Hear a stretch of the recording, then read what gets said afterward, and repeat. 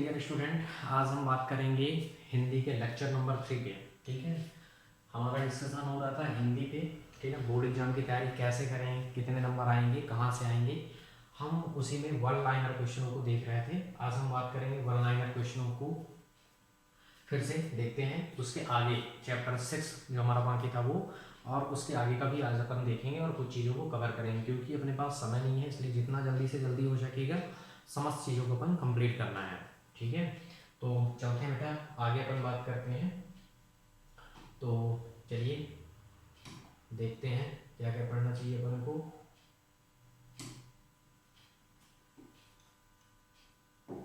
देखिए, चैप्टर 5 तक हमारा हो चुका था। हम बात कर रहे हैं चैप्टर 6 के बारे में, जिसका नाम क्या है, संगतकार। कक्षा 10वीं के बारे में हम बात कर रहे हैं, जिसका नाम क्या है, संगतकार। पाठ 6 का नाम है संगतकार। कवि कौन है, मंगलेश डबराल हैं, जिनका जन्म 1948 में हुआ था और मृत्यु 2020 में हुई थी। ठीक है, अभी हाल ही में ही 3 से 4 साल पहले।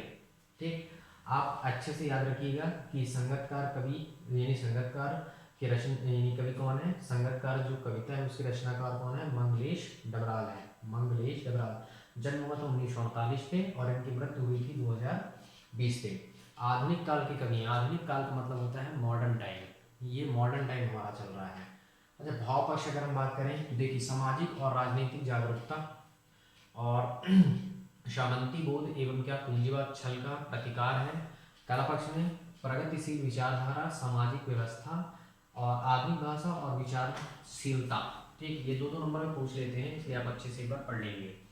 अच्छा देखिए, हम चालू करते हैं।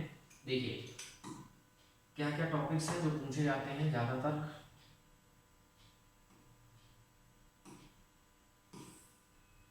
देखिए, मंगलेश डबराल का जन्म टिरही गढ़वाल यानी उत्तराखंड के कालापानी गांव में हुआ था। मंगलेश डबराल जी का जन्म कहाँ हुआ था, मंगलेश डबराल का जन्म हुआ था टिरही गढ़वाल उत्तराखंड में है, कालापानी गांव में हुआ था। कालापानी गांव में हुआ था, ये आपको याद करना है क्योंकि पेपर में ऑब्जेक्टिव के तौर पे आता है। मंगलेश डबराल का जन्म टिरही गढ़वाल के कालापानी गांव में हुआ था, यानी टिरही गढ़वाल के कालापानी गांव में हुआ था, और ये कहाँ है, उत्तराखंड में है। पेपर में राज्य पूछ सकता है, तो राज्य है उत्तराखंड। ठीक है, कालापानी गांव में हुआ था, टिरही गढ़वाल है वहां पे।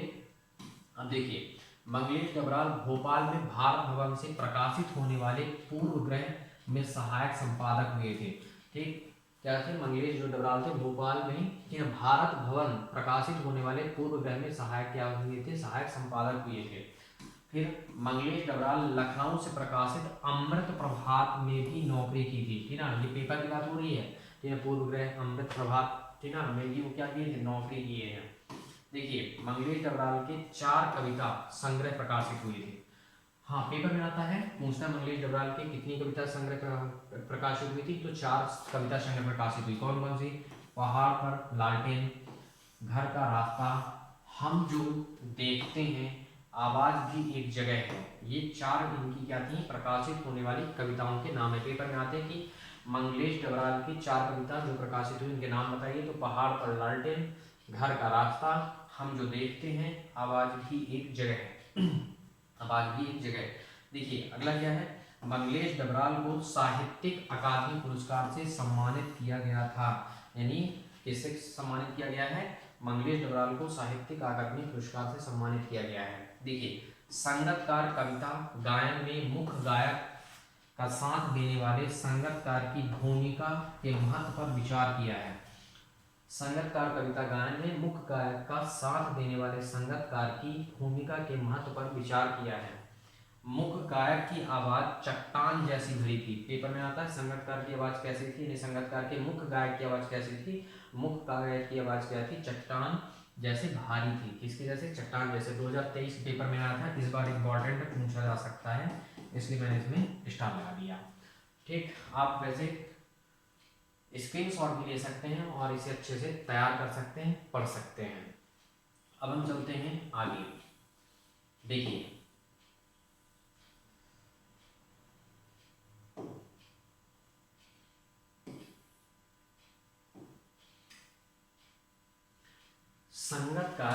संगतकार की वह सुंदर कमजोर कांपती हुई आवाज शायद मुख्य गायक का छोटा भाई या शिष्य था।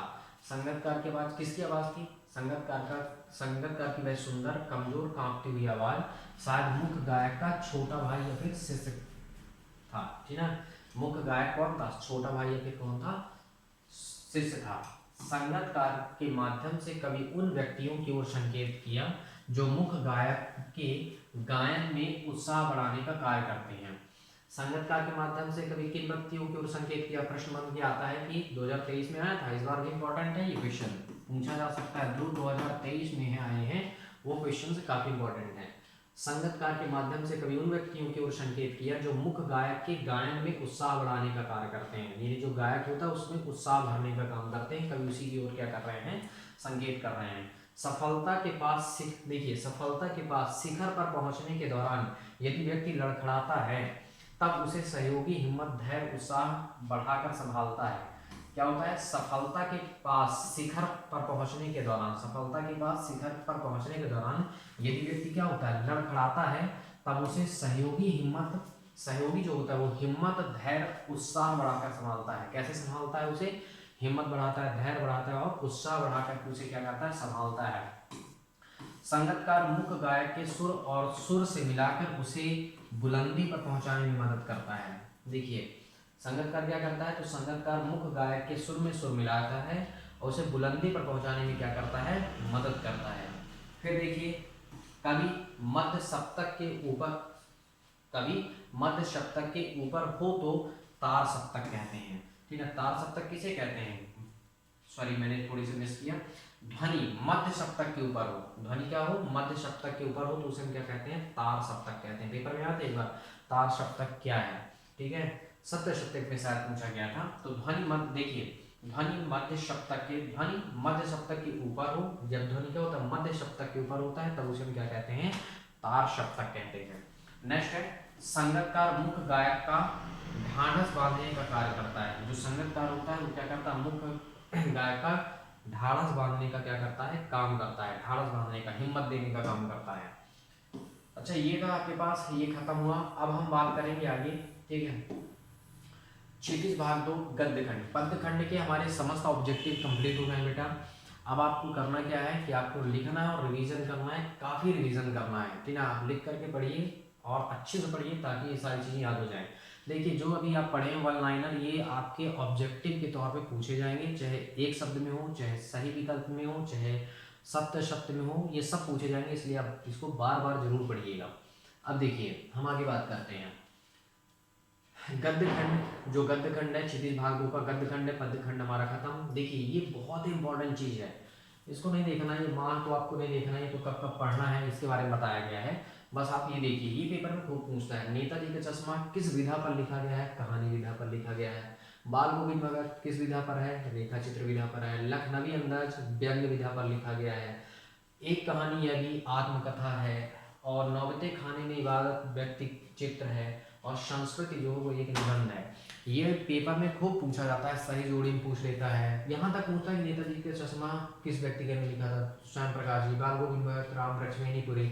लखनवी अंदाज यशपाल। एक कहानी अभी मन्नू भंडारी। नौबते खाने में इबादत यतीन्द्र मिश्र। और संस्कृति भदंत आनंद कौशलायन, ठीक ना, इन्होंने लिखा था।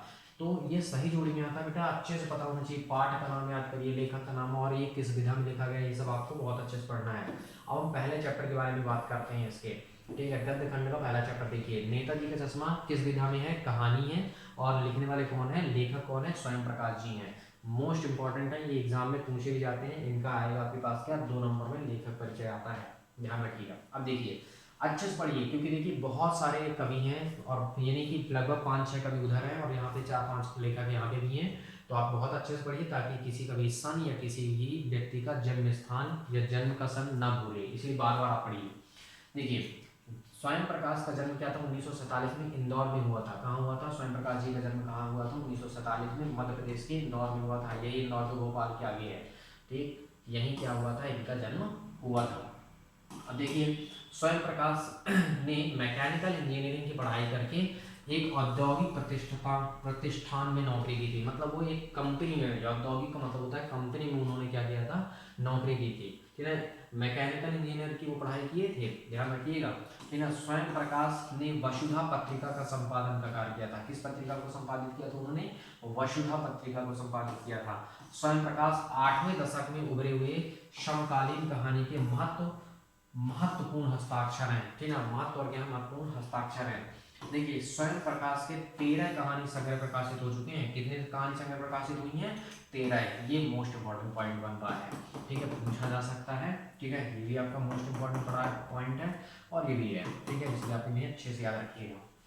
अच्छा देखिए, ये सूरज कब निकले, अच्छा ये स्वयं प्रकाश के 13 कहानी संग्रह प्रकाशित हो चुके हैं, ये ध्यान रखना है। सूरज कब निकलेगा, आएंगे अच्छे दिन भी, आदमी जात का आदमी और संधान आदि स्वयं प्रकाश की उल्लेखनीय रचनाएं हैं। सबसे महत्वपूर्ण रचनाएं यही हैं। ठीक, आगे चलते हैं और देखते हैं।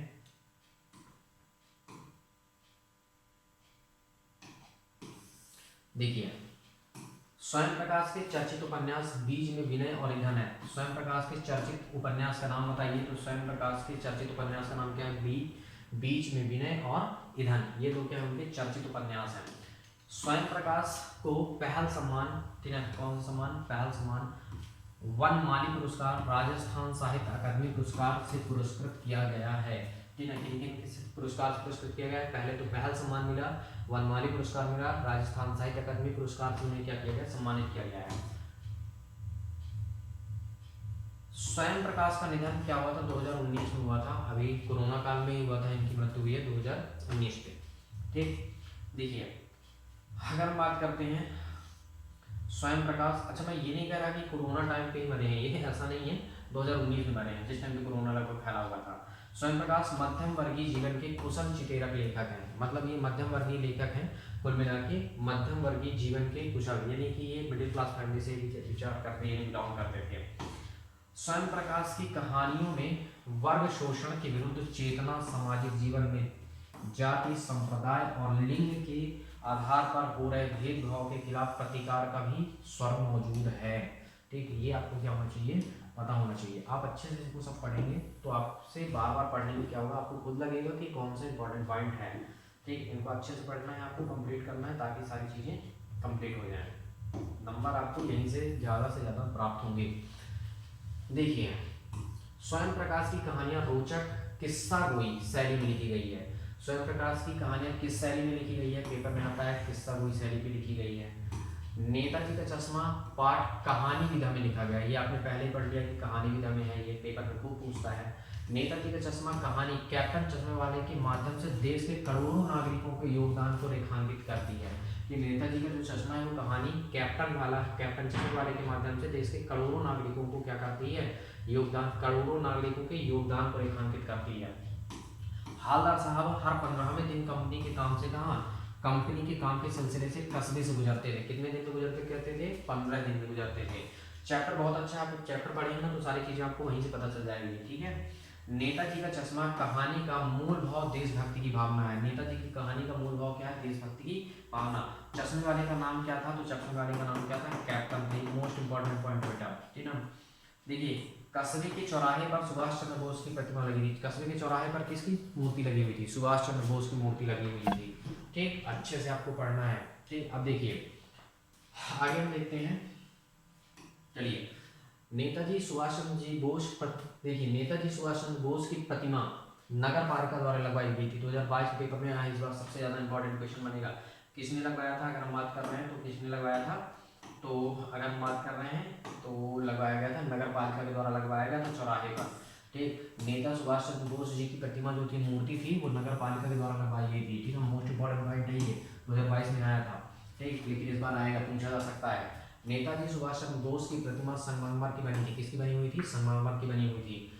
सुभाष चंद्र बोस की प्रतिमा मूर्ति को देखते ही दिल्ली चलो और तुम मुझे खून दो के नारे याद आने लगते हैं। जब हम सुभाष चंद्र जी को बोस को देखते हैं तो क्या होता है? दिल्ली चलो, तुम मुझे खून दो, मैं तुम्हें आज़ादी दूंगा के नारा याद आने लगता है। ठीक, अब देखिए आगे, बहुत ही इम्पोर्टेंट और बहुत ही महत्वपूर्ण टॉपिक है सब, आपको काफ़ी मेहनत करना है, सारी चीज़ें क्लियर हो जाएगी। देखिए, कैप्टन का काम चश्मा बनाने का था। कैप्टन का काम क्या था? कैप्टन चश्मा बनाने का काम करता था। ठीक है। हालदार साहब के चेहरे पर कौतुक भरी मुस्कान फैल गई। ठीक। नेताजी की मूर्ति फौजी वर्दी में थी, नेताजी की मूर्ति किस वर्दी में थी, फौजी वर्दी में थी, ठीक ना। मोस्ट इंपॉर्टेंट पॉइंट ये देखिए, प्रतिमा बनाने वाले का नाम क्या था, मोतीलाल था। क्या नाम था, मोतीलाल था, ठीक। प्रतिमा पर सरकंडे का चश्मा बच्चों के द्वारा लगाया गया था। किसके द्वारा लगाया गया था, बच्चों के द्वारा सरकंडे का चश्मा लगा दिया गया था। नेताजी की मूर्ति 2 फुट ऊंची थी, ठीक है। मोस्ट इंपॉर्टेंट पॉइंट है ये, नेताजी की मूर्ति कितनी फीट ऊंची थी, 2 फीट ऊंची थी। नेताजी सुभाष चंद्र बोस की प्रतिमा बनाने वाले ड्राइंग मास्टर मोतीलाल थे, है ना। नेताजी सुभाष नहीं, नेताजी की जो मूर्ति है, नेताजी सुभाष चंद्र बोस की प्रतिमा बनाने वाले कौन थे, ड्राइंग मास्टर कौन थे, मोतीलाल थे, उन्हीं को दे दिया गया था। नेताजी सुभाष चंद्र बोस की प्रतिमा पर चश्मा नहीं था।